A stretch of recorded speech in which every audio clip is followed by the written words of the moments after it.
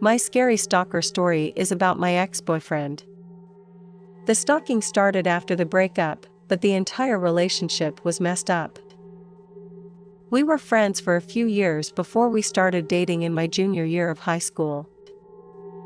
However, after we started dating, he turned into a completely different person, or maybe he just let his true self shine through. He would constantly grab my phone and look through my text messages and call logs. He wanted us to be together all the time, regardless of what I was doing, even if I was studying. He had already graduated high school and worked full-time, but he would still insist on being with me. He was insanely jealous, and whenever we fought, he would get so angry that he would throw his phone across the room or even across the street. The entire relationship was chaotic. I tried to end it at least 6 or 7 times. Every time we broke up, he would go crazy and threaten to harm himself. He would constantly call and want to talk until I would eventually agree to get back together with him just to get him to back off. I know this wasn't a healthy way to handle things, but I had sports, school, and a job to worry about, and I just didn't have time to deal with his drama. It was just easier to agree to get back together. One time, when I broke up with him, he told me he had been experiencing headaches. Apparently, he went to the doctor that day, only to find out that he had a brain aneurysm and had only 8 months to live. 2 of our friends had died in car accidents on the same day, exactly 1 year apart, about 4 months before this. So when I realized that 8 months from then would be the same month as our friends' deaths, I was completely freaked out. We got back together because I honestly believed we had some curse against our friends and that exact date. As it turns out, those 8 months came and went without a single trip back to the doctor for his brain aneurysm. So here's where it gets crazy. During my senior year, I was clueless about how to end my relationship, so I explored out-of-state colleges, hoping he wouldn't follow me. If I could endure his craziness until that summer, I would be off to a wonderful college life without him.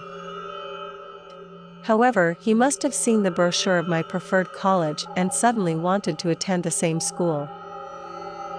My plan was doomed. He would follow me anywhere I went. I decided to join the army to avoid him, but, to my surprise, he met with a recruiter and wanted to follow me there too. I realized that it was a foolish idea and wrote a letter to the recruitment head, confessing that I had lied on my physical and sending my medical records, which eventually led to my discharge. Finally, we broke up, and I changed my phone number, disconnected with our mutual friends, and felt relieved. For several months after the breakup, he would show up where I was randomly and get furious if he saw me with another guy. He even appeared at my college a few times to see other friends, making me afraid to leave my dorm. During my freshman year of college, one of our close friends committed suicide, and we attended the funeral. I had no choice but to be nice to my ex since he was grieving too. After the funeral, we went to a friend's house where my ex started making advances on me, trying to kiss me and put his arm around me.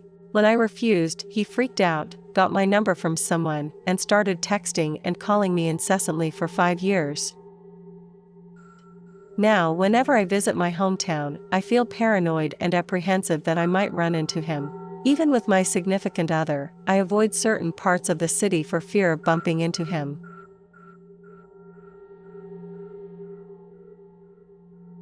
I had a friend from high school who could be considered a stalker. It was well known that he had feelings for me, but I repeatedly rejected him, eventually telling him straight up that I was not interested. I assumed he would move on, as we were still in high school at the time. However, when I was a senior in college, his sister and he asked to visit me and stay over at my place. I agreed, and we spent some time together before they left. The next day, my roommates found a love poem on the fridge made from magnetic letters. They read it aloud and laughed, not knowing it was from him. Days later, He sent me an email mentioning the poem, and how he thought it was hot that I read it. I was confused because I hadn't seen it until after they left. I then remembered that his sister had dyed her hair the same color as mine, so he must have mistaken her for me without his glasses. This incident left me horrified and uncomfortable around him. As time passes, I try to avoid the guy in hopes that he'll finally understand that I'm not interested in him after all these years. I start looking for jobs abroad after I graduate.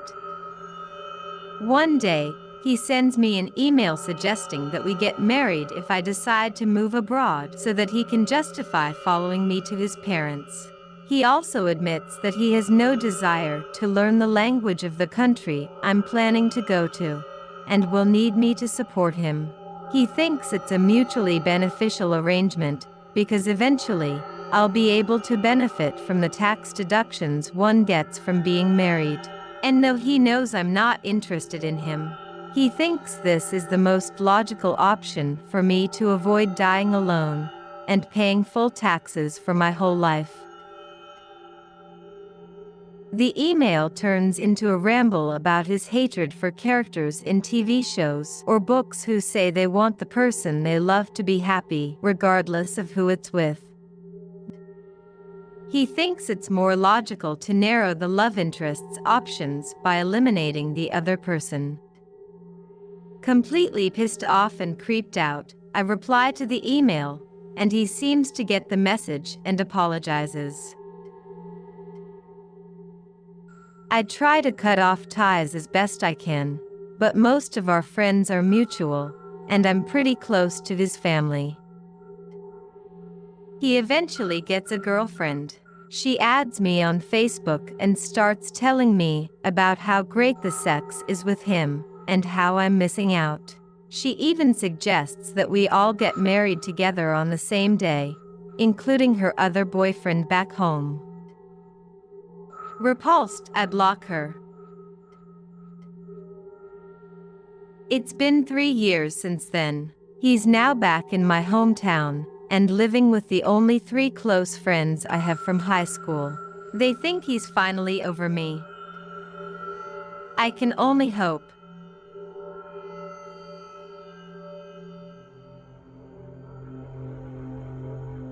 During class, I was inundated with calls, texts, and voicemails from my then ex. Despite the distractions, I remained focused on the midterm review session and disregarded the messages. Suddenly, he burst into the classroom, seized me by the arm, and attempted to pull me out of the room. This outrageous and unsettling scene played out in front of roughly 40 individuals, leaving me mortified.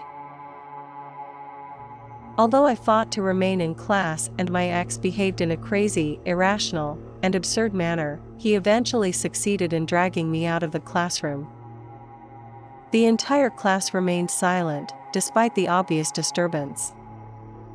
Once outside, I confronted him and eventually convinced him to depart. The class had ended by this point, so I returned to my dormitory. Upon arrival, I discovered that my room had been ransacked. My laptop was folded backwards with its screen stomped and contorted. My mirror was split down the center with blood on its edges. Lastly, I found leaves of my diary scattered across the room, with drops of blood staining the pages. Apparently, my ex had broken into my room, read my diary, and went into a rage. Among the pages he tore out, I had written something along the lines of "I'm relieved we broke up, I'll find someone better."